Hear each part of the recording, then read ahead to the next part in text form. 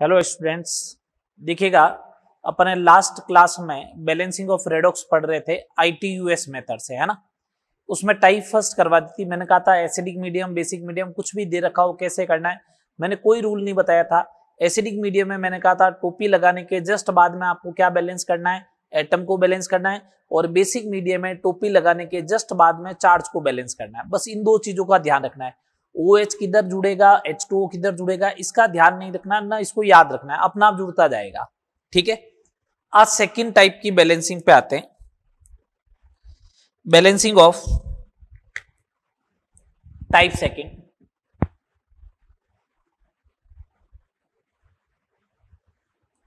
Balancing of disproportion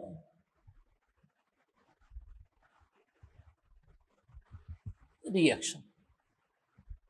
ये disproportion reaction होती क्या है, पहले इसके बारे में बात करते हैं अपन थोड़ा सा, है ना।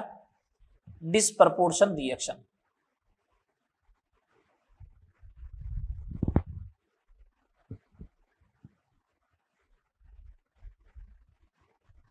हिंदी में बोलते हैं इसको विषमानुपाती अभिक्रिया। क्या बोलते हैं? विषमानुपाती अभिक्रिया। इसका मतलब ये भी एक रेडॉक्स का टाइप है, बिल्कुल ऐसा। विषमानुपाती अभिक्रिया ये भी रेडॉक्स का क्या है, एक टाइप है। देखो क्या होती है विषमानुपाती अभिक्रिया की डेफिनेशन क्या होती है। वो रेडॉक्स अभिक्रिया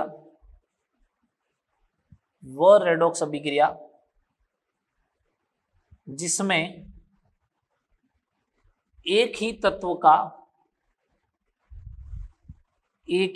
का ऑक्सीकरण एवं अपचयन दोनों होते हैं,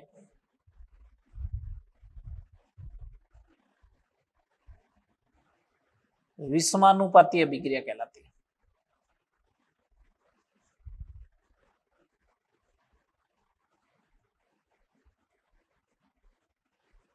ठीक है, वो रेडॉक्स अभिक्रिया जिसमें एक ही तत्व का, वो रेडॉक्स अभिक्रिया जिसमें एक ही तत्व का ऑक्सीकरण और अपचयन दोनों होते हैं, एक ही एलिमेंट का ऑक्सीकरण भी हो और अपचयन भी हो, उस टाइप की रेडॉक्स को क्या बोलेंगे, विषमानुपाती अभिक्रिया बोलते हैं।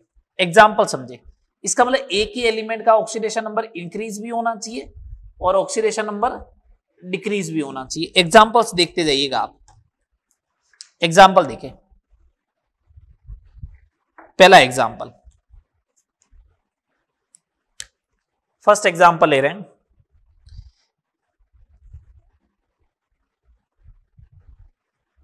H2O2 का डिकम्पोजिशन H2O प्लस O2 में जाता है।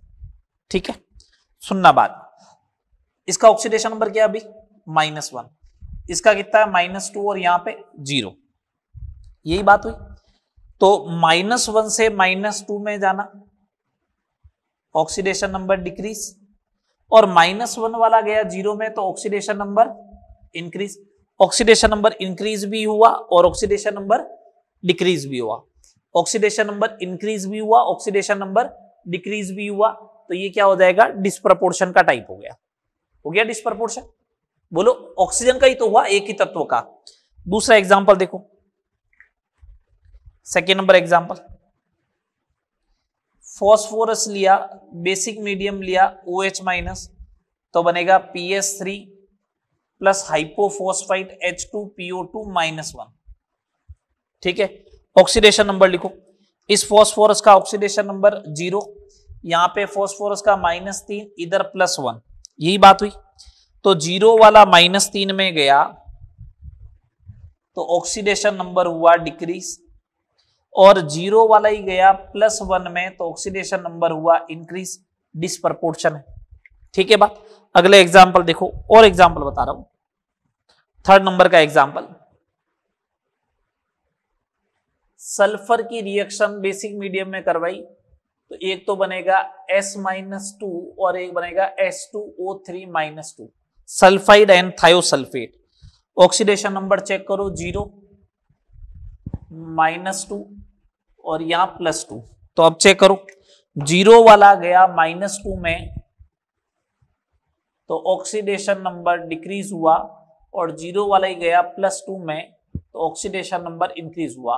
एक ही तत्व का ऑक्सीडेशन नंबर इंक्रीज भी हो रहा है और डिक्रीज भी हो रहा है, तो कौन सी रिएक्शन होगी? Disproportion redox reaction. Fourth number, Cl2 की डाइल्यूट एंड कोल्ड NaOH लेते हो तो रिएक्शन होती है NaCl प्लस NaOCl। ठीक है, कोल्ड एंड डाइल्यूट NaOH लेते हो तो ऑक्सीडेशन नंबर 0, Cl का -1 और यहां पे Cl का हो गया +1। ठीक है, ये बात बैठी है। ये हुआ तो 0 से -1 ऑक्सीडेशन नंबर डिक्रीज, और 0 से +1 इसका मतलब oxidation number increase. Oxidation number increase भी हो रहा है, ऑक्सीडेशन नंबर डिक्रीज भी हो रहा है, डिस्प्रपोर्शन का एग्जांपल है।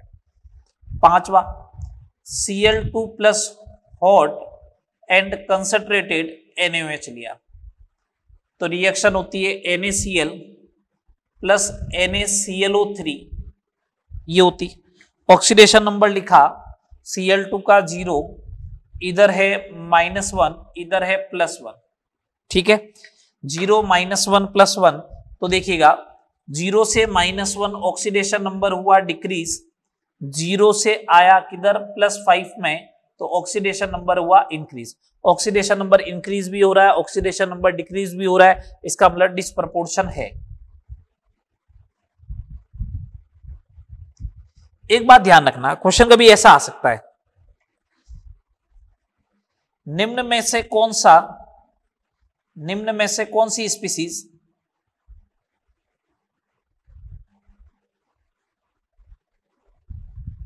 स्पीसीज विषमानुपाती अभिक्रिया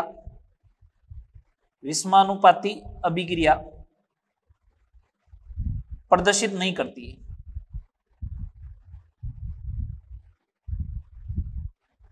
ऐसा क्वेश्चन आ जाए और ऑप्शन दे रखे हो इस टाइप से, ClO minus, ClO2 minus, ClO3 minus and 4ClO4 minus, इस टाइप का दे रखा हो, तो जब भी ऐसे क्वेश्चन आए ना कि कौन सा विषमानुपाती अभिक्रिया प्रदर्शित करता है या नहीं करता, तो कैसे टैकल करना है, तो सुने बात को ढंग से। जब भी ऐसा क्वेश्चन आए विषमानुपाती अभिक्रिया प्रदर्शित करता है या नहीं करता है, अगर एलिमेंट का ऑक्सीडेशन नंबर या तो मैक्सिमम है या मिनिमम है, अगर ये दोनों हैं तो फिर वो विषमानुपाती अभिक्रिया शो नहीं करेगा, प्रदर्शित नहीं करेगा। अगर अधिकतम है तो उससे ऊपर नहीं जाना है, क्योंकि विषमानुपाती अभिक्रिया में क्या करना है, ऑक्सीडेशन नंबर को बढ़ाना भी पड़ता है और कम भी करना पड़ता है। अब हाईएस्ट है तो उससे ज्यादा तो बढ़ेगा नहीं, और लोवेस्ट है उससे कम होगा नहीं। आ रही बात समझ में? तो आप चेक करें, ऑक्सीडेशन नंबर +1, +3, +5, +7, तो Cl की जो रेंज है वो है -1 से लेके +7 तक, तो ये हाईएस्ट आ गया +7 वाला, तो ये शो नहीं करेगा, तो आंसर हो जाएगा डी। आंसर क्या हो जाएगा? डी हो जाएगा। चले आगे बात करें।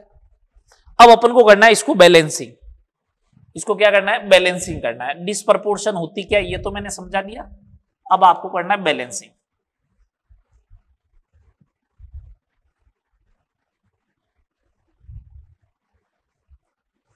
चलिए साहब बैलेंसिंग की बात करते हैं।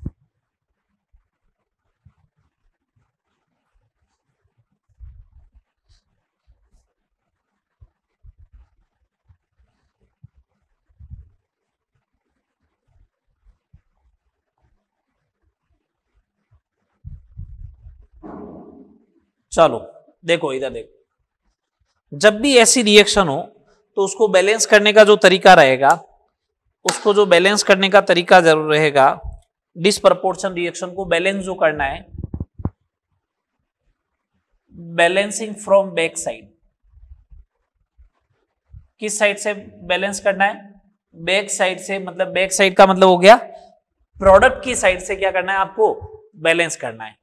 अगर डिस्प्रपोर्शन रिएक्शन है तो उसको कौन सी साइड से बैलेंस करोगे? प्रोडक्ट की साइड से क्या करना है? बैलेंस करना है। बात क्लियर? समझे बात को? आइएगा, आओ इधर आओ, समझो। पहली रिएक्शन ले रहा हूं, लो भैया, P4 plus OH minus is equal to PH3 plus hypophosphite, ये लो बैलेंस करना है। बैक साइड से बैलेंस करना है, इसका मतलब इस साइड से बैलेंस करना है। रिएक्टेंट मेरा ये रहेंगे, अब इसकी टोपी इसके सर पे लगानी है, इसकी टोपी इसके सर पे लगानी है, मतलब ये हुआ। तो रिएक्टेंट मेरे वो है, अब ये समझना है आपको। तो चलो सबसे पहला काम, ऑक्सीडेशन नंबर लिखते हैं 0, इसका नहीं लिखना है, फॉस्फोरस का -3 और इधर +1। ठीक है, मैं लिख रहा हूं PS3 की टोपी कितने की आएगी, PS3 की टोपी कितने की आएगी, -3 से 0 में आया 3, यही है। और H2PO2 माइनस की जो टोपी आएगी वो कितने की आएगी, 1 की। बात क्लियर। PS3 की टोपी आ गई 3 की, H2PO2 माइनस की टोपी आ गई 1 की। तो PS3 की टोपी कितने की है, 3 की, तो 3 लिख दो यहां पे। इसकी टोपी 1 की है, 1 लिख दो यहां पे, बस। जैसे उधर से करते थे इस बार इधर से बैलेंस करना है। फॉस्फोरस 1 और 3 कितने फॉस्फोरस हो गए, 4 फॉस्फोरस हो गए, तो 4 फॉस्फोरस के एटम है। बेसिक मीडियम है तो सीधा चार्ज बैलेंस करो, माइनस का 3 है तो ये लो 3। अब हाइड्रोजन काउंट कर लो, इधर है 3 और 6 9, इधर है अभी तक 3, तो 3 H2O भी ऐड करना है, हो गई बैलेंसिंग। 3 H2O भी बैलेंस करना है, ये लो बैलेंस हो गया। सेकेंड नंबर देखो, और देखो अभी तो सल्फर लिया S प्लस, बेसिक मीडियम है OH माइनस, ये लीजिएगा भैया S-2 प्लस S2O3 -2। क्या करेंगे, ऑक्सीडेशन नंबर लिखेंगे, बैक साइड से बैलेंस करना, डिस्प्रोपोर्शन 0 -2 और +2। 0 वाला -2 में गया, 0 वाला सल्फर ही +2 में गया। एक ही तत्व का ऑक्सीकरण और अपचयन दोनों हो रहे, एक ही तत्व का ऑक्सीकरण एवं अपचयन दोनों हो रहे, इसका मतलब डिस्प्रपोर्शन तो है, ये बात तो समझ में आ रही है। चलो बैक साइड से बैलेंस करना है, तो S-2 की टोपी बोलो भैया 2 की, S2O3 माइनस की टोपी, सुने बात को, ये 2 वाला गया 0 में, कितने का चेंज आया, 2 का। 2 वाला गया 0 में, कितने का चेंज आया, 2 का। कितने सल्फर है उधर, इस साइड में देखना, रिएक्टेंट तो ये 2 सल्फर है ना, तो कितना हो गया 4। टोपी ऐसे लगा दूं 1 और 2 की, इसकी टोपी 1 है तो ये इधर 1 लगेगा, इधर 2 लग जाएगा। कितने सल्फर हो गए, 2 और 2 4। अरे उससे लिखो ब्लू पेन से,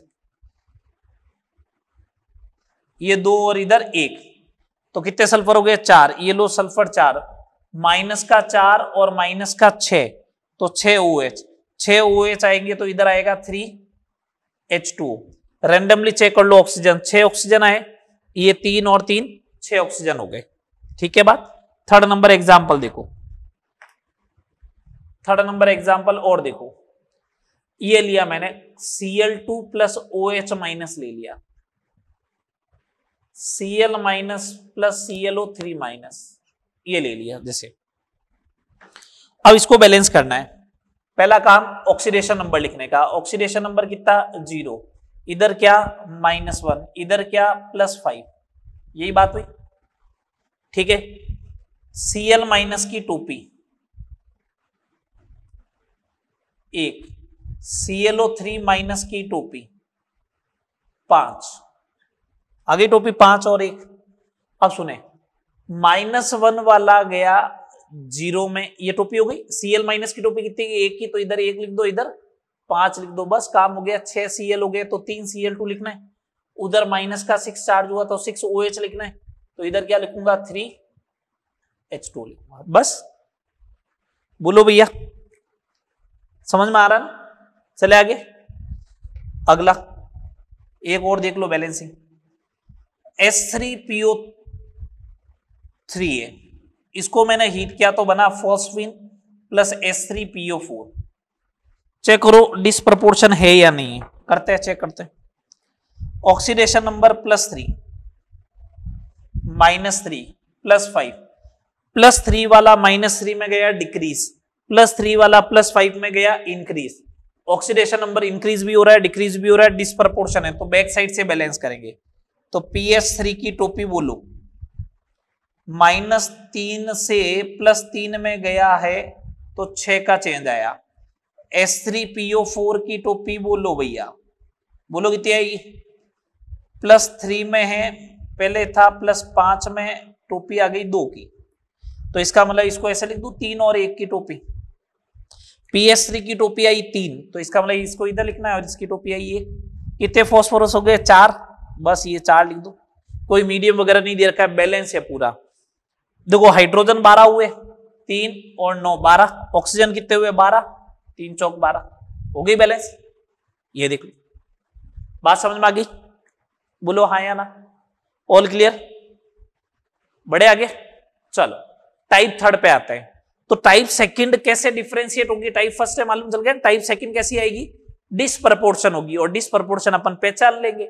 ऑक्सीडेशन नंबर लिखते ही मालूम चल जाएगा एक ही तत्व का ऑक्सीकरण अंक इंक्रीज भी हो रहा है और ऑक्सीकरण अंक क्या हो रहा है? डिक्रीज भी हो रहा है, तो उसे क्या बोलेंगे?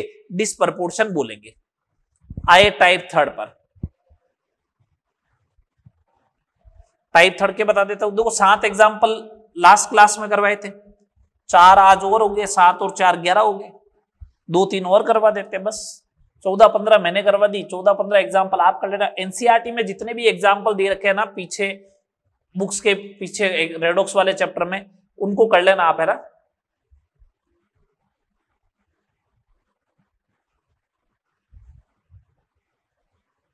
चलो टाइप थर्ड पे बात करते हैं। टाइप थर्ड,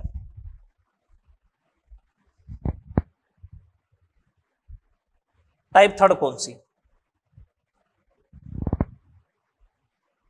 यदि एक तत्व उत्पाद की तरफ, हिंदी में ही लिख रहा हूं आपको आसानी समझ में आए, यदि एक तत्व उत्पाद की तरफ एक से अधिक बार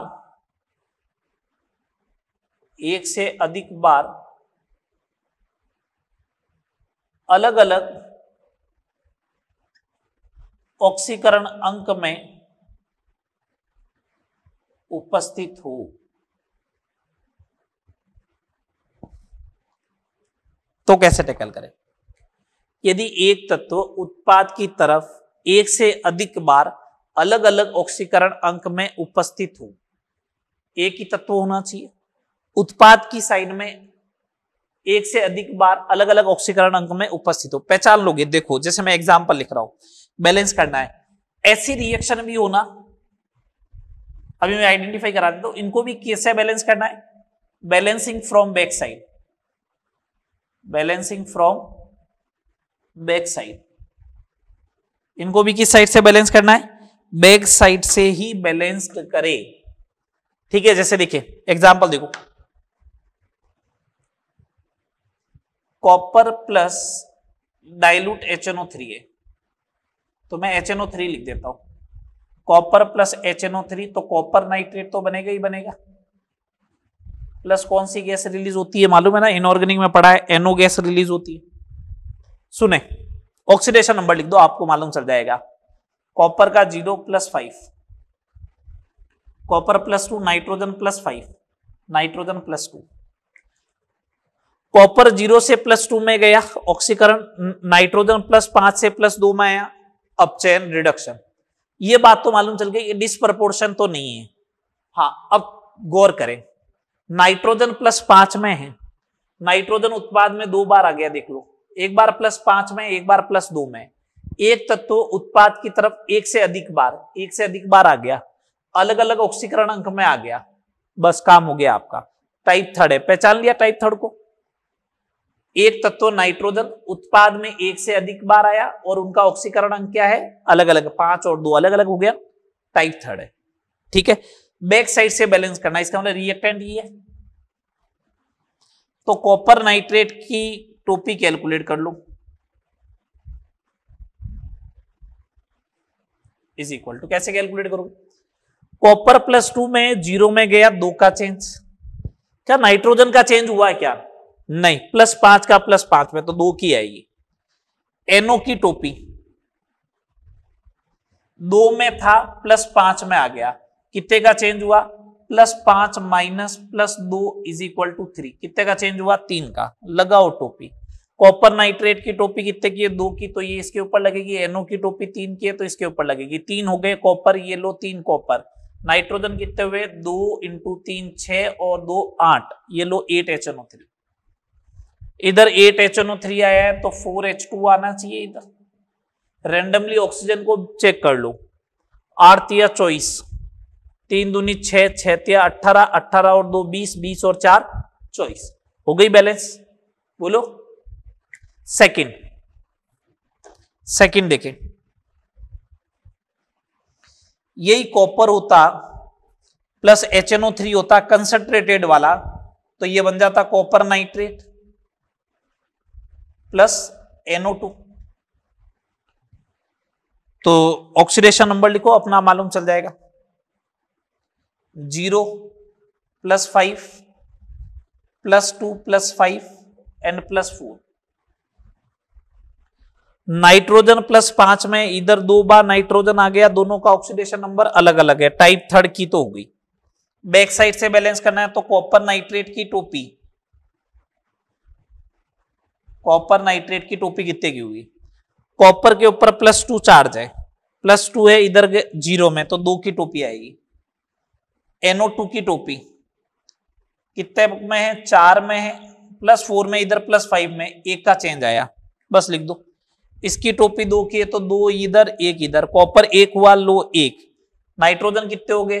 2 और 2 4, ये लो 4 HNO3, 4 HNO3 आया तो 2 H2O लिखना है। रैंडमली चेक कर लो ऑक्सीजन बैलेंस है या नहीं। 12, 3 दूनी 6 और 4 10, 10 और 2 12। ठीक है बात। अगला एग्जाम्पल और देखो,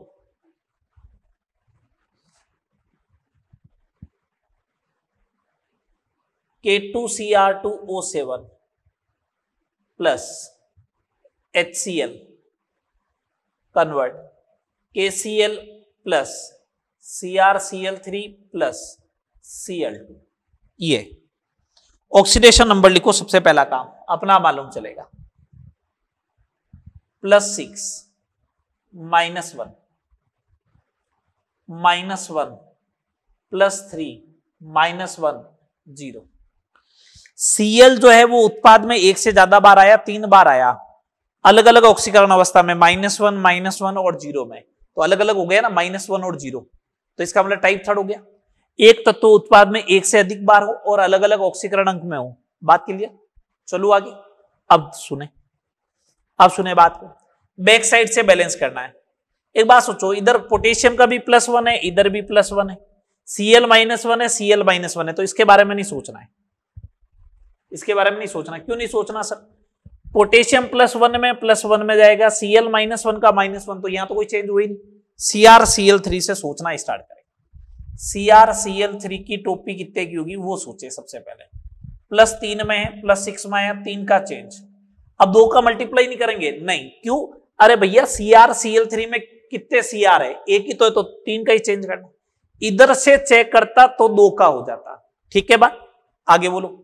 Cl2 की टोपी 0 से आया 1 में तो 1, और Cl2 में 2 क्लोरीन है तो 2, बस काम हो गया आपका। CrCl3 की टोपी 3 है तो ये इसके ऊपर लगेगी, ये इसके ऊपर लगेगी। अभी इसके ऊपर छोड़ो, क्रोमियम 2 है तो क्रोमियम इधर 2 है तो ये 1 लगा दो। जैसे ही 1 लगाया तो पोटेशियम मालूम हो गया, कितने हो गए? फिक्स हो गए, 2 पोटेशियम हुए तो ये 2। अब Cl काउंट कर लो, लेफ्ट हैंड साइड में, सॉरी राइट हैंड साइड में, 2 और 6 8 और 6 14, तो 14 HCl, 14 HCl आएगा तो इधर साथ में क्या ऐड करना पड़ेगा? 7 H2O। ऑक्सीजन रेंडमली चेक कर लो, 7 और ये रहा 7, हो गया बैलेंस। इसी टाइप से एक और रिएक्शन देख लो लास्ट।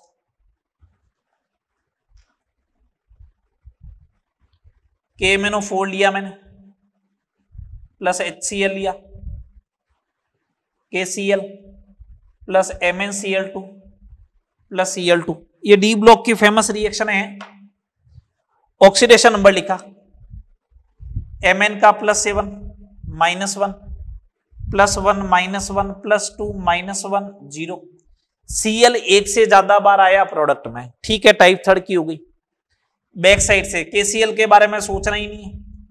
MnCl2 की टोपी 5 की, Cl2 की टोपी वही 0 से -1, 1 का चेंज, 1 × 2 2 का, तो MnCl2 की टोपी 5 आई तो 5 इधर लगाना है, इधर 2 लगाना है, 2 Mn होने चाहिए तो ये लो 2, पोटेशियम 2 होने चाहिए तो 2, 2 दूनी 4 और 2 6 और 10 16, तो 16 HCl। 16 HCl आएगा तो 8 H2 होगा। हो गई बैलेंसिंग सारी? बोलो हाँ या ना, बोलो भैया। All is clear? चले आगे, चलो आगे बात करते हैं, आगे बात करते हैं। ये बैलेंसिंग ऑफ रेडॉक्स वाला टॉपिक अपना कंप्लीट, ठीक है। देख लो मैंने कितने एग्जाम्पल करवा दिए, 15 एग्जाम्पल तो मैंने करवा दिए, 15 तुम लोग करोगे तो बहुत है इतने तो।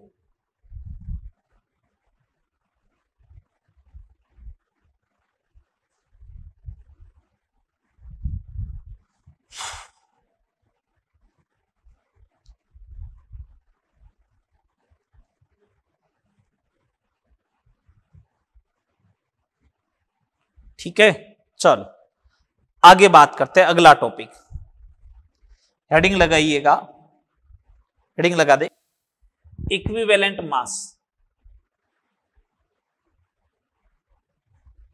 इक्विवेलेंट मास तुल्यांकी भार या तुल्यांकी द्रव्यमान,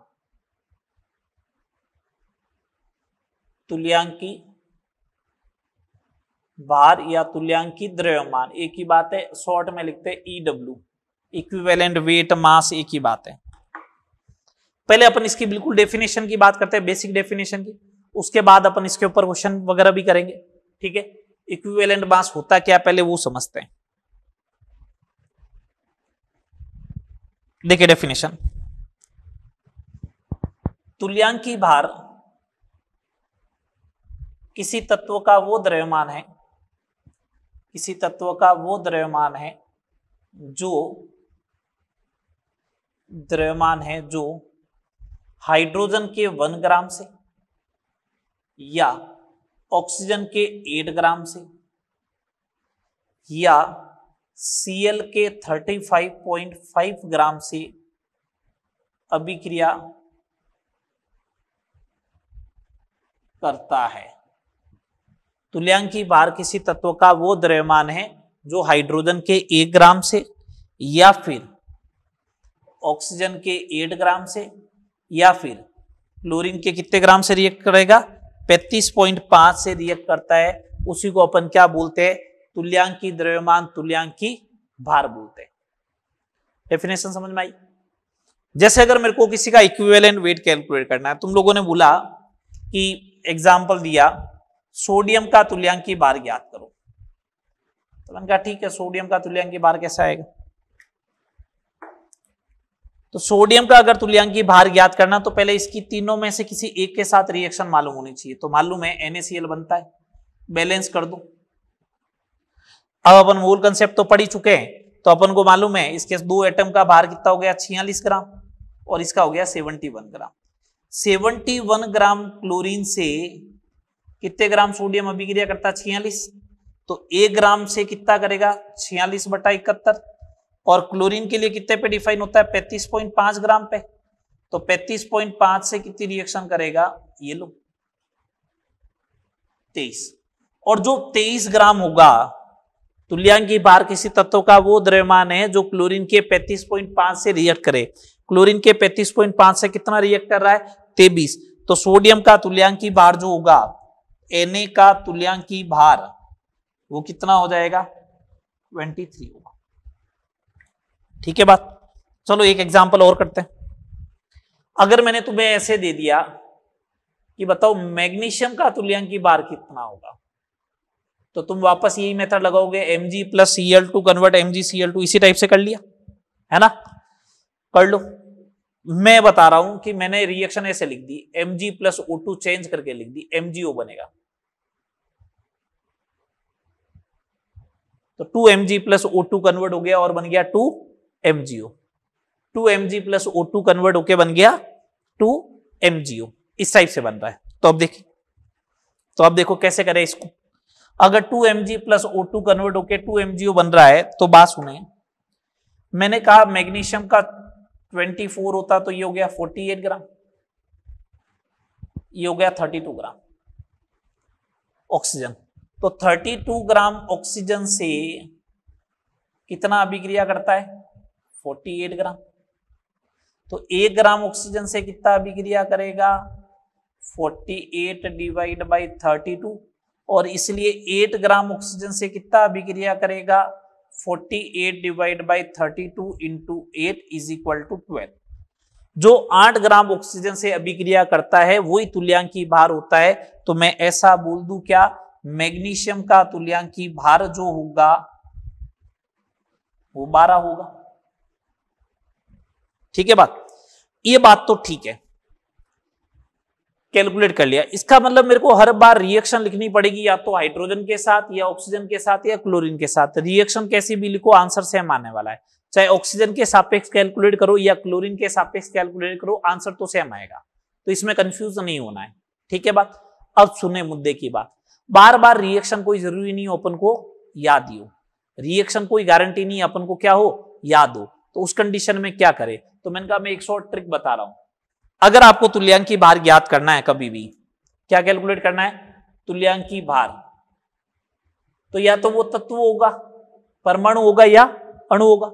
परमाणु हुआ तो परमाणु भार ले लेना, और अणु हो जाए तो ऑब्लिक मैंने कहा अणु भार ले लो, दोनों में से। अपॉन एक होता है एन फैक्टर, एन कारक, या वैलेंस फैक्टर, संयोजकता कारक। एन फैक्टर बोलो, वैलेंस फैक्टर बोलो या संयोजकता कारक बोलो, एक ही बात है।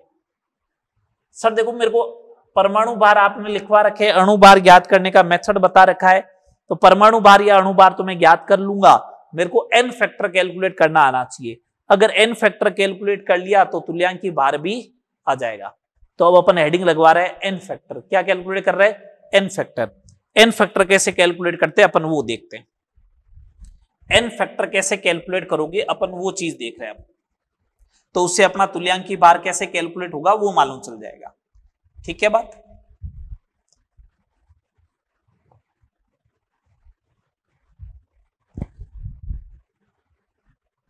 चलो भैया ये देखो, मैं वापस लिख देता हूं।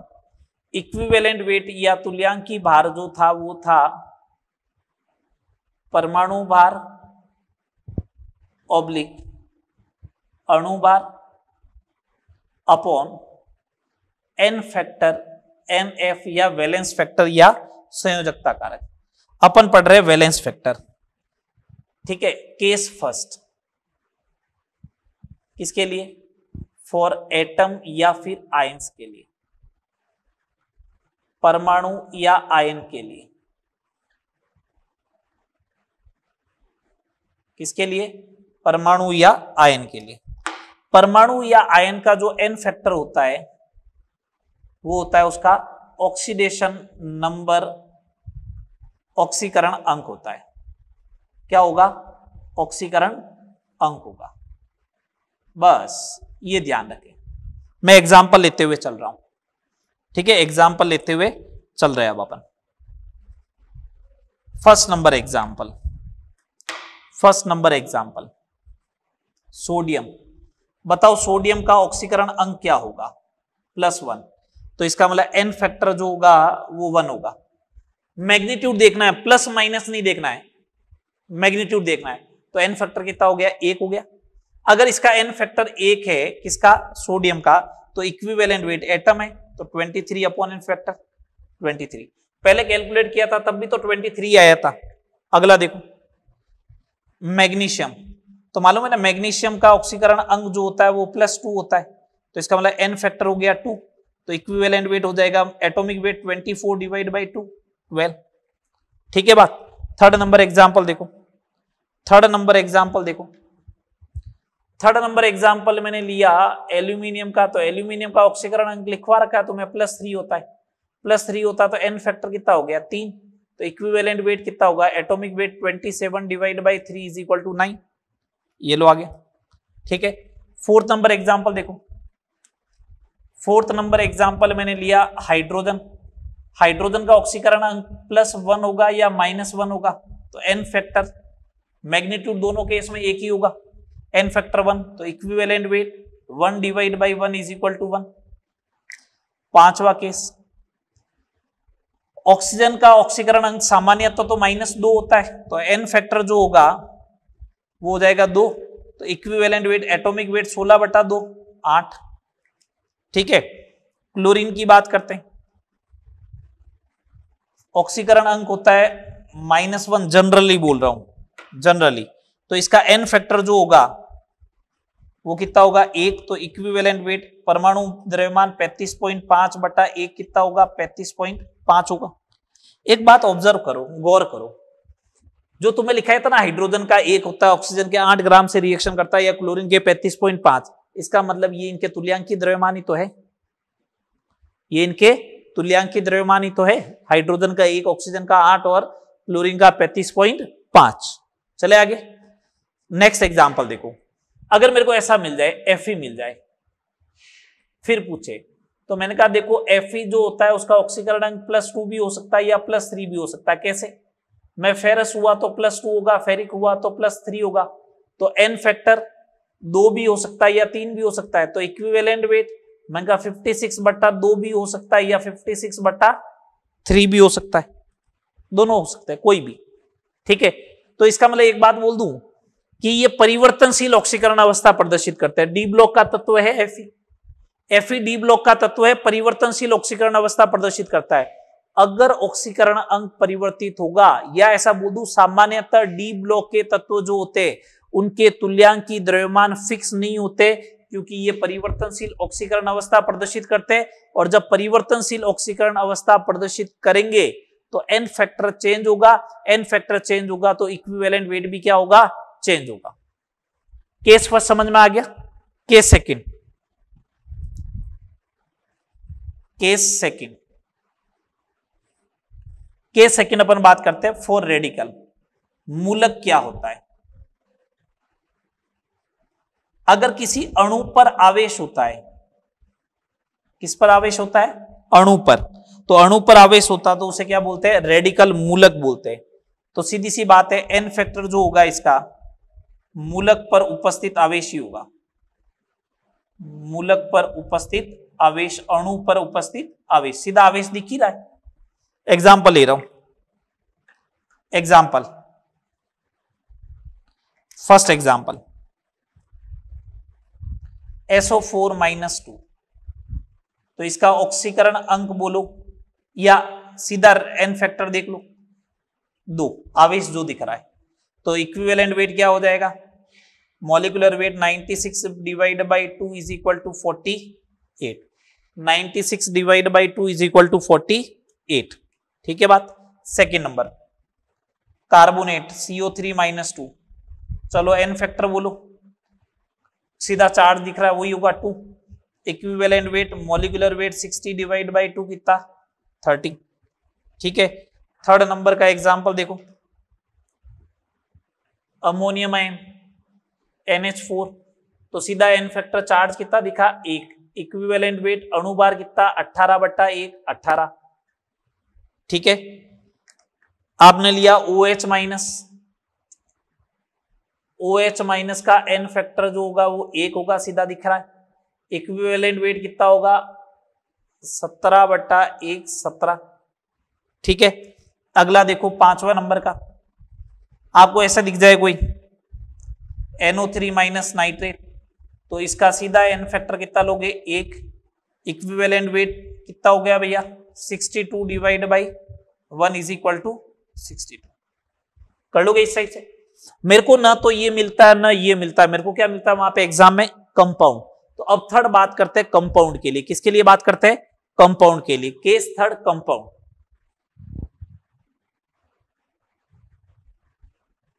कंपाउंड के लिए बात करेंगे जो अपन को मिलेगा बेसिकली।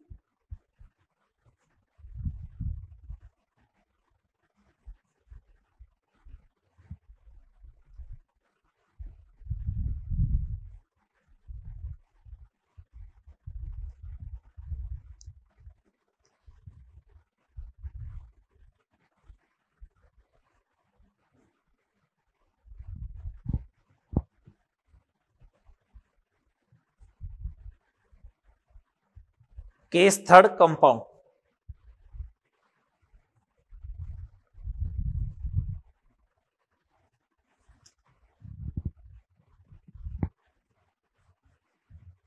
यौगिक के लिए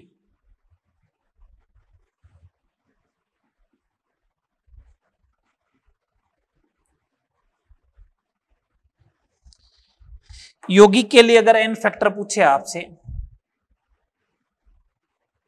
उबेनिस्ट आवेश बोलते हैं उसको। उबेनिस्ट आवेश का मतलब ऐसा बोल सकता हूं, कुल धनावेश या फिर ऑब्लिक कुल ऋणावेश। उस यौगिक में कुल धनावेश कितना है या फिर कुल ऋणावेश कितना है, उसी को अपन क्या बोलेंगे, एन फैक्टर।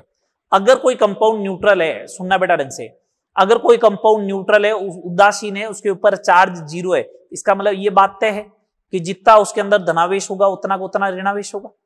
ये बात तय है, जितना धनावेश होगा उतना को उतना क्या होगा, ऋणावेश। तो चाहे धनावेश ले लेना या ऋणावेश ले लेना, +2 होगा तो -2 होगा। +2 और -2 में उबेनिस्ट क्या है, 2। +2 या -2 में उबेनिस्ट क्या है, 2 वर्ड उबेनिस्ट है, 2। तो उसी को अपन क्या बोलेंगे, उसी को अपन क्या बोलेंगे, उसी को अपन बोलेंगे एन फैक्टर। ठीक है, एग्जाम्पल समझे। देख, जैसे मैंने एक एग्जाम्पल लिया,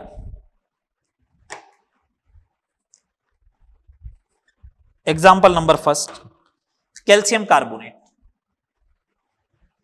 तो मैंने कहा देखो ये स्पीसीज आप तोड़ते हो अगर इसको, तो एक तो कैल्शियम +2 बनता है, एक कार्बोनेट -2, तो उबेनिस्ट आवेश कितना हो गया, 2। तो एन फैक्टर हो गया 2। Equivalent weight is equal to molecular weight 100 divide by 2 कितनी, 50। इसको करने का दूसरा तरीका, जैसे ही मैंने अगर इसको ब्रेक कर दिया तो ये आयन की तरह हो गया, पहले वाला केस हो गया। तो एटॉमिक वेट 40 डिवाइड बाई 2 और इसका भी किया था 60 डिवाइड बाई 2, दोनों को ऐड कर दो, 20 + 30 कितना होगा, 50 होगा। आ रही बात समझ में। केस सेकंड, मतलब एग्जांपल नंबर सेकंड, कोई भी एग्जांपल उठा लो, NaCl, कॉमन चार्ज क्या होगा, Na+1 Cl -1, इसका मतलब एन फैक्टर कितना, 1।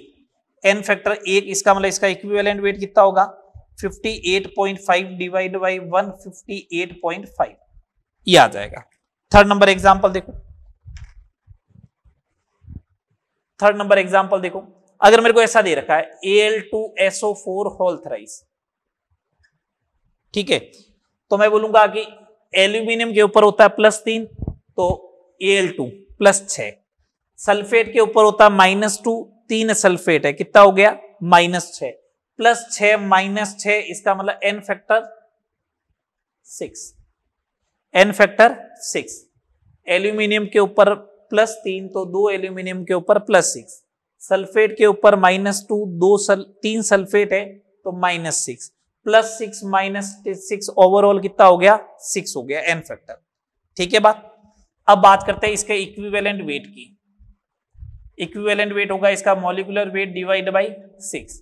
मॉलिक्यूलर वेट कैलकुलेट कर लो, कितना आएगा बताओ, 57, ये 27 का डबल हो गया 54, और ये कितना हो जाएगा 288 डिवाइड बाई 6। इसको अगर आप सोल्व करोगे तो आ जाएगा 57। ठीक है, इसको करने का एक अल्टरनेटिव वे मेरे पास और था, ये एल्यूमिनियम +3 और सल्फेट -2 है, तो इसका हो जाता 27/3 प्लस इसका हो जाता 96 डिवाइड बाई 2, ये लो 57, इसका भी आ जाएगा।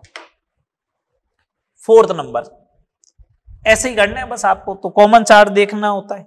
ठीक है, MgCl2 का लेना है, तो MgCl2 का लेना है, तो एन फैक्टर क्या होगा इसका, Mg के ऊपर +2, Cl के ऊपर -1, तो 2 Cl के ऊपर -2, तो n factor 2। Equivalent weight is equal to molecular weight divide by 2, molecular weight ले लेना जो भी। ठीक है बात, इस टाइप से आपको चेक करना, कोई भी कंपाउंड दे रखा हो उसके लिए ऐसे आप चेक करोगे। Case 4, case 4 for acid, acid का मतलब अम्ल के लिए, अम्ल के लिए चेक करना है आपको।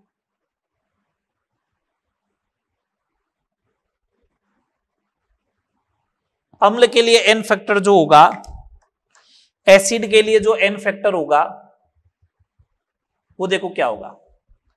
एसिड के लिए एन फैक्टर जो होता है वो होता है H+ आयन की संख्या, यह ऐसा बोल सकता हूं, अम्लीय हाइड्रोजन की संख्या, अम्लीय हाइड्रोजन की संख्या, या मैं इसको और ऐसे बोल सकता हूं, क्षारकता, बेसिसिटी, बेसिसिटी, उसी को अपन क्या बोलते हैं, उसी को अपन क्या बोलते हैं, एन फैक्टर। एक बात सुने, अम्लीय हाइड्रोजन वही होता है जो किससे कनेक्टेड हो, सोनेक्स से। किससे कनेक्टेड हो, सोनेक्स से। आपने इनऑर्गेनिक ऑर्गेनिक में पढ़ चुके हो, सल्फर ऑक्सीजन नाइट्रोजन, ठीक है। और एक्स का मतलब फ्लोरीन, क्लोरीन, ब्रोमीन या आयोडीन, और ऐसा कार्बन जो कैसा हाइब्रिडाइज हो, sp। कैसा हाइब्रिडाइजेशन हो, sp। उससे कनेक्टेड हाइड्रोजन जो होता है वही कैसा होता है, एसिडिक होता है, बाकी नहीं होंगे, ठीक है। एग्जाम्पल लेके बात करते हैं। मैं इधर सुनना बात को ढंग से, इधर तो लिख रहा हूं एसिड और इधर लिख रहा हूं उसका एन फैक्टर और इधर लिख रहा हूं उसका इक्विवेलेंट वेट, और साइड में मेरे को कुछ जरूरत पड़ेगी तो वो लिख दूंगा, ठीक है। पहला HCl अम्ल है तो हाइड्रोजन क्लोरीन से जुड़ा हुआ है, क्लोरीन से जुड़ा हुआ एसिडिक हाइड्रोजन होता है तो n factor 1। Equivalent weight molecular weight divide by 1, इसका मतलब मॉलिक्यूलर वेट Me हो जाएगा। Second number H2SO4, acidic hydrogen 2 है तो एन फैक्टर 2 होगा। कैसे मालूम चला एसिडिक हाइड्रोजन 2 है, मैंने कहा स्ट्रक्चर बना लो, S double bond O double bond O OH OH, oxygen से जुड़े हुए दोनों हाइड्रोजन, एसिडिक है तो मॉलिक्यूलर वेट डिवाइड बाय 2, इसका मतलब M/2। थर्ड नंबर बात करते हैं HNO3, तो HNO3 की बारी आई तो एक H है, ऑक्सीजन से कनेक्टेड होगा या नाइट्रोजन से कनेक्टेड होगा, किसी से भी हो, एसिडिक होगा, मॉलिक्यूलर वेट डिवाइड बाय 1, इसका मतलब M, ठीक है बात। Fourth number oxalic acid H2C2O4, 2। Structure देखना चाहते हो ऑक्जेलिक एसिड का तो ये वाला स्ट्रक्चर है। इनऑर्गेनिक ऑर्गेनिक में पढ़ चुके हो, दोनों हाइड्रोजन एसिडिक है, मॉलिक्यूलर वेट होता है डिवाइड बाई 2, इसका मतलब M/2, मॉलिक्यूलर वेट होता है 90 डिवाइड बाई 2 45 आएगा। मैंने क्यों लिखा अभी आगे बताने वाला हूं, बाकी किसी का तो लिखा ही नहीं। ऑक्जेलिक एसिड हाइड्रेट फॉर्म में ये होता है तो भी एन फैक्टर तो 2 ही होगा, लेकिन इस बार मॉलिक्यूलर वेट बढ़ गया है, इस बार मॉलिक्यूलर वेट बढ़ गया है और मॉलिक्यूलर वेट हो गया 126। 126 डिवाइड बाई 2 कितना हो जाएगा, 63। 126 बटा 2 कितना हो जाएगा, 63। ये बस मेन ध्यान रखने वाले थे।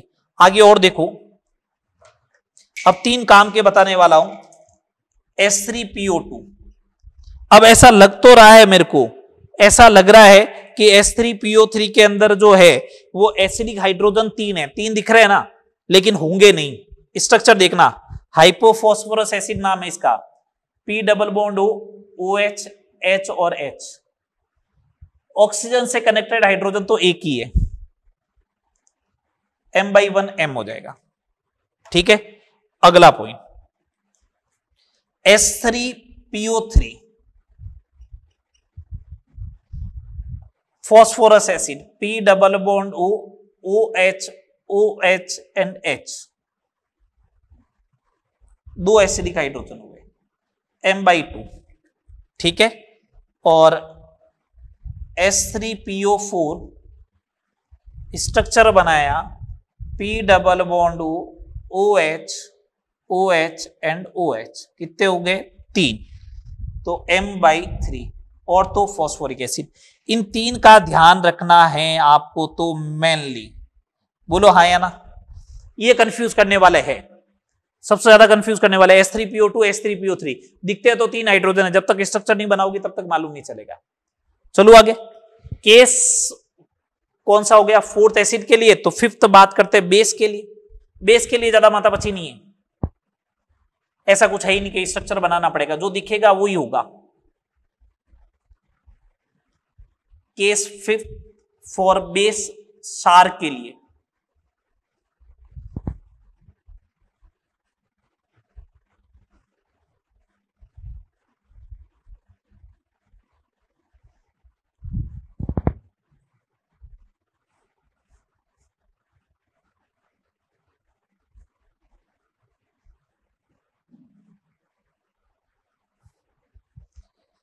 केस 5th सार के लिए, बेस के लिए। फॉर बेस, क्षार के लिए। ठीक है, समझिएगा। क्षार के अंदर जो होता है, अगर इसके एन फैक्टर की बात करें तो OH माइनस की संख्या होती है। इसको एसिडिक हाइड्रोजन तो है नहीं, अब हाइड्रोक्सिल आयन की संख्या, और इसी को अपन बोलते हैं अम्लीयता, एसिडिटी। इसी को क्या बोलते हैं? अम्लीयता या फिर एसिडिटी। ठीक है, जो OH माइनस दिखेगा वही होगा, सिंपल सा। जैसे मैंने यहां पे बेस लिख देता हूं, चलो ये बेस है, कुछ क्षार है, ये इनका एन फैक्टर है और ये इनका इक्विवेलेंट वेट है। जैसे सबसे फेमस बेस NaOH ले लो आप, तो एक OH दिख रहा है तो एन फैक्टर 1 होगा, molecular weight divide by 1 M 40 हो जाएगा। KOH ले लो, एक ही दिखेगा, M/1 is equal to M। Calcium hydroxide ले लो, OH दिख गए 2 तो M/2 is equal to M/2। AlOH whole thrice ले लिया तो 3 दिखेंगे तो 3 हो जाएगा, M/3 is equal to M/3। ठीक है बात, कोई डाउट है तो बोलो। ये केस कितने हो गए? 5। कितने केस हो गए? 5 केस हो गए। ठीक है, 6th और लास्ट केस देखिएगा। 6th और लास्ट केस,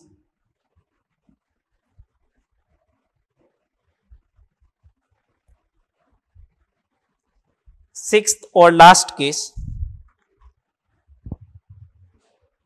किसके लिए बात करें? रेडॉक्स अभिक्रिया के लिए, फॉर रेडॉक्स रिएक्शन। रेडॉक्स अभिक्रियाओं के लिए क्या होगा? रेडॉक्स अभिक्रिया के लिए, रेडॉक्स अभिक्रिया के लिए क्या होगा? ढंग से समझना, ये सबसे इंपॉर्टेंट है। अपन पढ़ रहे हैं रेडॉक्स है, तो मैंने इक्विवेलेंट वेट करवाना तो वहां चाहिए था ना, एटम वाले में, सॉरी मोल कंसेप्ट वाले में। मैंने क्यों नहीं करवाया? मैंने समझाया था ना, मैं आगे बात करेंगे रेडॉक्स में, तो इसके केस 6 में आ रहा है रेडॉक्स, तो वहां करवाता तो मैं 5 केस ही करवाता, एक केस रह जाता पीछे, इसलिए मैंने यहां पे लिख लिया सारा टॉपिक। ठीक है, केस 6 रेडॉक्स। रेडॉक्स वाले केस में एन फैक्टर जो होता है ना, वो क्या होता है? प्रति अणु ऑक्सीडेशन नंबर में परिवर्तन। प्रति अणु ऑक्सीडेशन नंबर में परिवर्तन, मैं बोलता हूं कि इसको तो अपन टोपी बोलते हैं, या फिर प्रति अणु ऑक्सीकरण अंक में परिवर्तन, उसको टोपी बोलते हैं। तो टोपी अपन कैलकुलेट करना जानते हैं। या दूसरा तरीका क्या, सुने बात को ढंग से, दूसरा तरीका क्या? अगर एक बात बताओ, कोई रेडॉक्स अभिक्रिया होती है तो उसमें इलेक्ट्रॉन ट्रांसफर बराबर होते हैं। इलेक्ट्रॉन ट्रांसफर का मतलब क्या? एक एलिमेंट इलेक्ट्रॉन लूज कर रहा है तो सामने वाला एलिमेंट इलेक्ट्रॉन क्या करेगा? ग्रहण करेगा। एक इलेक्ट्रॉन त्याग रहा है तो दूसरा ग्रहण करेगा। जितने इलेक्ट्रॉन त्यागे जाते हैं उतने ही ग्रहण किए जाते हैं, कभी इलेक्ट्रॉन हवा में नहीं रहेंगे। जितने इलेक्ट्रॉन त्यागे जाते हैं उतने इलेक्ट्रॉन क्या किया जाते हैं? वापस ग्रहण भी किए जाएंगे। ये बात क्लियर? जितने इलेक्ट्रॉन त्यागे जाते हैं उतने उतने इलेक्ट्रॉन क्या करने चाहिए? ग्रहण भी होने चाहिए। ठीक है बात? ऐसा नहीं होगा कि 3 इलेक्ट्रॉन त्यागे तो सामने एक ही इलेक्ट्रॉन ग्रहण हुआ, नहीं। अगर सामने वाले की कैपेसिटी एक इलेक्ट्रॉन ग्रहण करने की है तो सामने 3 एटम खड़े रहेंगे ऐसे, और तीनों एक एक एक ग्रहण कर लेगा, तो 3 इलेक्ट्रॉन त्यागे तो 3 ग्रहण हो जाएंगे। तो मैं ऐसा बोल दूं क्या? ऐसा बोल दूं, ट्रांसफर होने वाले इलेक्ट्रॉन को क्या बोलेंगे? ट्रांसफर होने वाले इलेक्ट्रॉनों की कुल संख्या। अब ऐसा नहीं बोलोगे कि 3 इलेक्ट्रॉन ग्रहण किए और 3 इलेक्ट्रॉन त्याग दिए तो टोटल इलेक्ट्रॉन हुए 6। अरे ऐसा थोड़ी नहीं हुआ, 3 इलेक्ट्रॉन ही तो इधर से इधर गए, तो ट्रांसफर कितने इलेक्ट्रॉन को हुआ? 3 ही तो इलेक्ट्रॉन हुआ। तो ट्रांसफर होने वाले इलेक्ट्रॉन की कुल संख्या, उसी को अपन टोपी बोलते हैं, उसी को प्रति अणु ऑक्सीडेशन नंबर में परिवर्तन बोलते हैं। एग्जाम्पल समझते जाना, मैं एग्जाम्पल लिख रहा हूं। फर्स्ट नंबर एग्जाम्पल, Fe+2 था, +3 में कन्वर्ट हो गया। ठीक है, रेडॉक्स अभी के ऑक्सीकरण अंक में परिवर्तन हुआ, +2 से +3। एन फैक्टर एक, मैं एक बार लिख देता हूं, ऑक्सीकरण अंक भी लिख देता हूं इसका। चलो इसका ऑक्सीकरण अंक लिखते हैं सबसे पहले, +2, इसका +3। परिवर्तन कितने का हुआ? 1 का। तो एन फैक्टर कितना हो गया इसका? 1। इक्विवेलेंट वेट कितना होगा? Fe का atomic weight divide by 1, Fe का एटॉमिक वेट होगा 56 डिवाइड बाई 1, 56 हो जाएगा। ठीक है बात, पहला एग्जांपल समझ में आया। अगला एग्जांपल,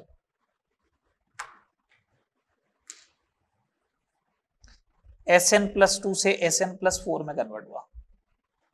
ठीक है, ऑक्सीडेशन नंबर +2 +4, एन फैक्टर कितने का होगा, 2 का। इक्विवेलेंट वेट कितना हो जाएगा, जो भी एटॉमिक वेट होगा डिवाइड बाई 2 कर देना। ठीक है बात, नेक्स्ट एग्जांपल पे आओ, नेक्स्ट एग्जांपल पे आओ, थर्ड नंबर। आपने कहा K2Cr2O7 है, एसिडिक मीडियम है, Cr+3 में कन्वर्ट होता है। मैंने कहा ठीक है, तो अपन कहेंगे ऑक्सीडेशन नंबर में परिवर्तन, टोपी कैलकुलेट करनी है। मैं कहूंगा ऑक्सीडेशन नंबर 6 का है, इधर 3 का है, तो एन फैक्टर 3 का भैया है ना, एन फैक्टर 3 का ट्रांसफर हुआ, लेकिन इसके एक अणु में 2 क्रोमियम है, तो कितने का ट्रांसफर होगा, 6 का, तो एन फैक्टर 6। तो K2Cr2O7 का इक्विवेलेंट वेट जो आएगा वो मॉलिक्यूलर वेट डिवाइड बाई 6, 294 के आसपास होता है इसका मॉलिक्यूलर वेट, डिवाइड बाई 6 कर देना तो 49 आ जाएगा।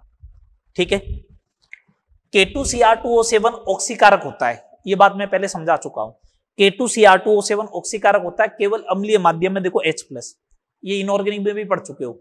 KMnO4 जो होता है एसिडिक, बेसिक और न्यूट्रल तीनों मीडियम में क्या होता है, ऑक्सीकारक की तरह ट्रीट करता है। तो देखिए अगला एग्जांपल, KMnO4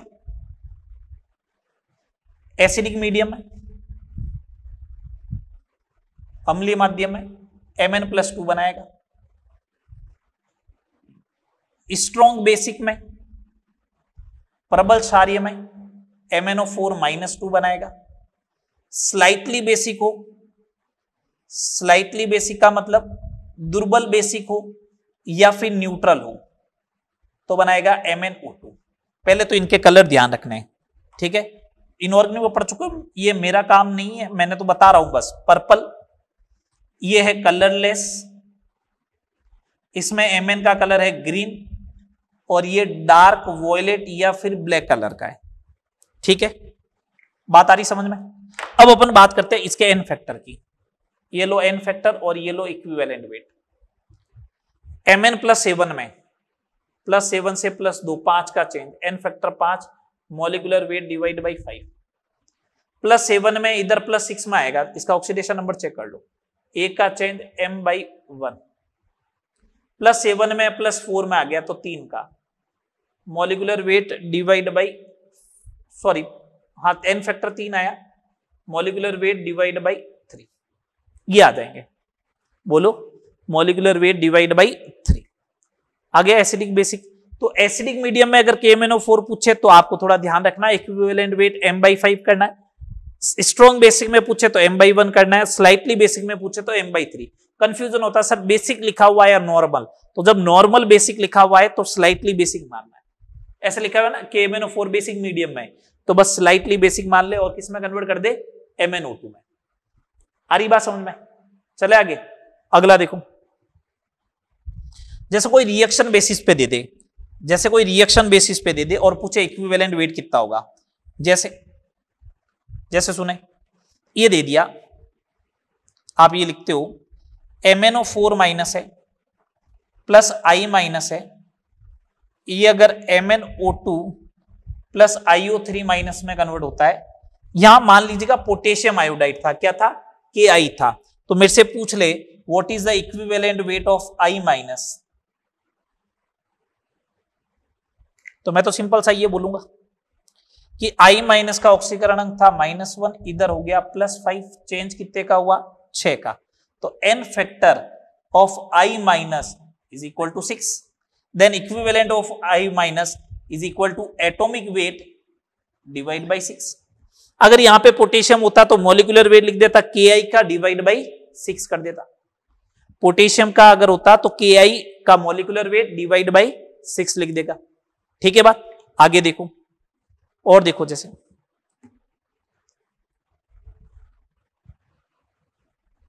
कितने एग्जाम्पल बता दिए मैंने, 5 तो बता दिया आपको।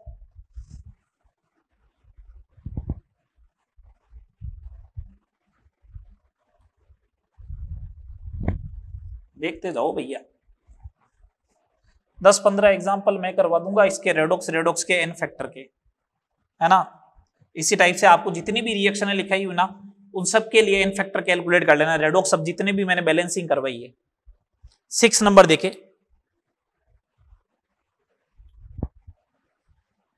H2O3 थायोसल्फेट है, एसिडिक मीडियम लोगे अगर, और एक लेते हो बेसिक मीडियम। एसिडिक मीडियम में ये कन्वर्ट होता है S4O6-2 में, टेट्राथायोनेट में, और बेसिक मीडियम होता है SO4-2 में, सल्फेट में। ठीक है, एन फैक्टर लिख देते हैं इधर कि क्या होगा, ये लो एन फैक्टर और इधर इक्विवेलेंट वेट।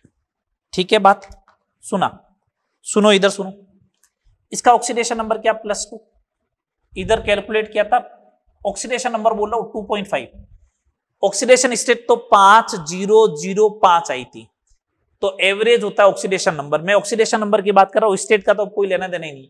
2 से 2.5 कितने का चेंज हुआ, 0.5 का। कितने सल्फर है, 2, तो n factor 1, equivalent weight molecular weight divide by 1। 2 है, इधर है 6, कितने का चेंज हुआ, 4 का। कितने सल्फर है, 2, तो 4 × 2 एन फैक्टर आएगा 8 मॉलिक्यूलर वेट डिवाइड बाई 8। ठीक है बात। चलो अगला एग्जाम्पल देखो, एग्जाम्पल नंबर 7। FeS2 है, क्या है, FeS2, ये कन्वर्ट हो रहा है Fe2O3 में प्लस SO3 में। मजेदार बात है, बहुत अच्छा एग्जाम्पल है ये, सुनना बात करो से। ये S2-2 जो है ना, ये पर सल्फाइड है। क्या है, persulphide, like as peroxide. जैसे पर ऑक्साइड होता ना O2-2, वैसे ही ये पर सल्फाइड है S2-2। जब S2 के ऊपर -2 होगा तो इसका मतलब ये कंफर्म हो गया कि Fe का ऑक्सीडेशन नंबर +2 है, सल्फर का -2 है, इसमें Fe का +3 है, इधर सल्फर का कितना हो गया, +6। अब FeS2 का जब मैं एन फैक्टर कैलकुलेट करूंगा तो उसमें आएगा Fe का ऑक्सीकरण अंक, Fe के ऑक्सीडेशन नंबर में परिवर्तन, प्लस सल्फर के ऑक्सीडेशन नंबर में परिवर्तन। बोलो, ये आएगा। अगर ये आता है तो Fe का +2 से +3 1 का चेंज, प्लस -1 से 6 7 का चेंज है, और कितने सल्फर है, 2, कितने का चेंज आएगा, 15 का। इक्विवेलेंट वेट क्या होगा, मॉलिक्यूलर वेट डिवाइड बाई 15। कितने का होगा, मॉलिक्यूलर वेट डिवाइड बाई 15 का। ठीक है बात। चलो आगे, अगला 8वां एग्जाम्पल। ये नाइट्रोबेंजीन है, ये कन्वर्ट हो रहा है एनिलीन में। अपन से पूछा नाइट्रोबेंजीन का इक्विवेलेंट वेट क्या होगा, रेडॉक्स है बिल्कुल। ऑर्गेनिक में मालूम है 6H का रिडक्शन है, तो एन फैक्टर तो 6 ही आएगा वैसे, लेकिन मैं यहां पे आपको बता रहा हूं कैसे आएगा। नाइट्रोबेंजीन को ऐसे लिख दे,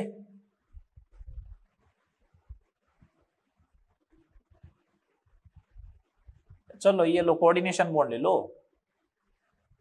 और एनिलीन को ऐसे लिख दे।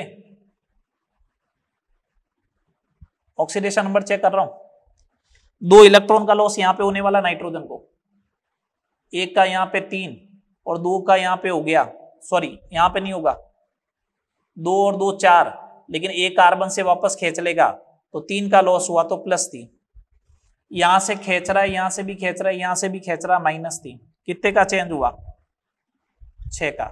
Equivalent weight molecular weight divide by 6, और मैंने बोला 6H का रिडक्शन है तो एन फैक्टर तो वैसे भी 6 आएगा। ठीक है बात। ये तो नॉर्मल रेडॉक्स वगैरह के लिए आ गया एन फैक्टर। अब जैसे डिस्प्रपोर्शन पढ़ा था तो उसमें कैसे करना है, ये ली थी रिएक्शन P4 + OH- कन्वर्ट हुआ PS3 + H2PO2-। मन का ठीक है। जब ऐसी रिएक्शन आए ना तो थोड़ा आपको ध्यान रखना पड़ेगा। इसमें इस बार अपन कैलकुलेट करेंगे टोटल इलेक्ट्रॉन ट्रांसफर। अगर आपको मालूम है तो यहां पे 3 आया था, यहां पे 1 आया था, यहां पे 1 आया था, बस इतना ध्यान रखना। बैलेंसिंग आनी चाहिए, अब यहां पे बैलेंसिंग भी जरूरी रहेगी। ये लिख दिया, ये था -3 से 0 में गया, तो इसका मतलब इसने 3 इलेक्ट्रॉन त्याग दिए।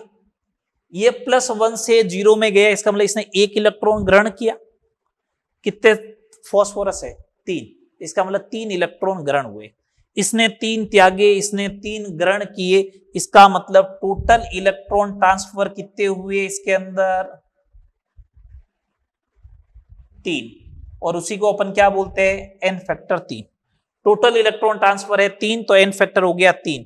इसका एक ही अणु है, तो total electron transfer per molecule उसको बोलते हैं एन फैक्टर। एक अणु है तो 3/1। इक्विवेलेंट वेट, इसका molecular weight divide by n factor 3। यह है, वापस समझ लो। जब ये डिसप्रपोर्शन हो, सेकेंड टाइप की रेडॉक्स हो, तो पहले ये चेक कर लो, -3 से गया 0 में, इसका मतलब इसने 3 इलेक्ट्रॉन लूज किए। ये +1 से जा रहा है 0 में, 1 इलेक्ट्रॉन ग्रहण किया, तो 3 है तो 3 इलेक्ट्रॉन ग्रहण करेगा। 3 लूज 3 गेन, तो टोटल इलेक्ट्रॉन ट्रांसफर कितने हुए? 3। एन फैक्टर होता है total electron transfer per molecule, इसका एक ही मॉलिक्यूल है। Equivalent weight molecular weight by 3। ये किसका इक्विवेलेंट वेट कैलकुलेट कर रहे हो? P4 का। किसका? P4 का। आगे और एग्जांपल देखो, एक और समझ में आएगा,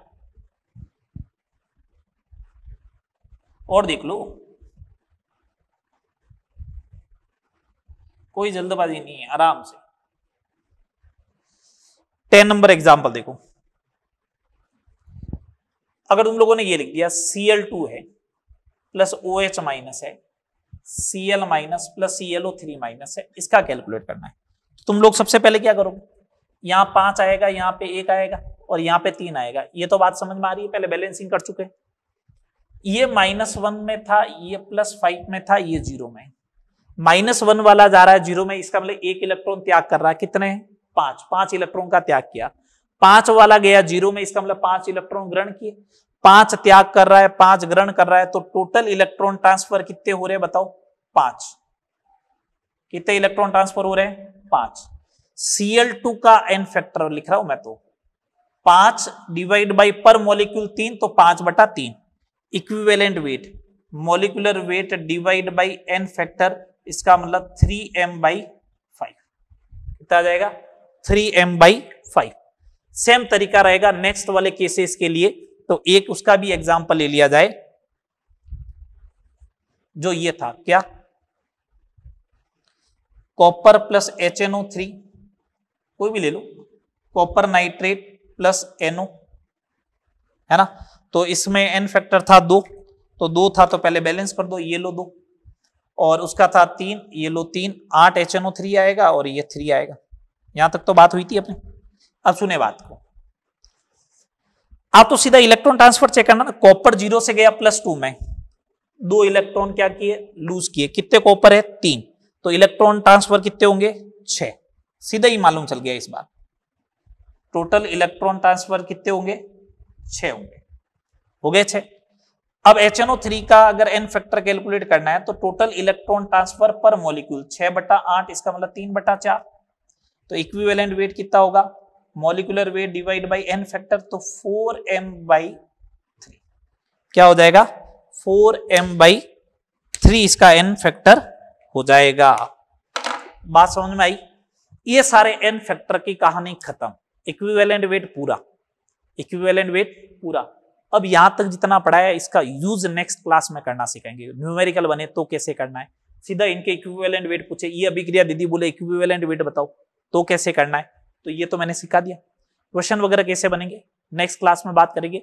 नेक्स्ट क्लास में नॉर्मेलिटी पढ़ेंगे, H2O2 पढ़ेंगे, उसका आयतन सामर्थ्य, ठीक है, उसका एन फैक्टर वगैरह बात करेंगे 2, और तीसरा बात करेंगे कंसेप्ट ऑफ इक्विवेलेंस। ठीक है, बात यहां तक करें, मिलते हैं नेक्स्ट क्लास में। Okay, thank you.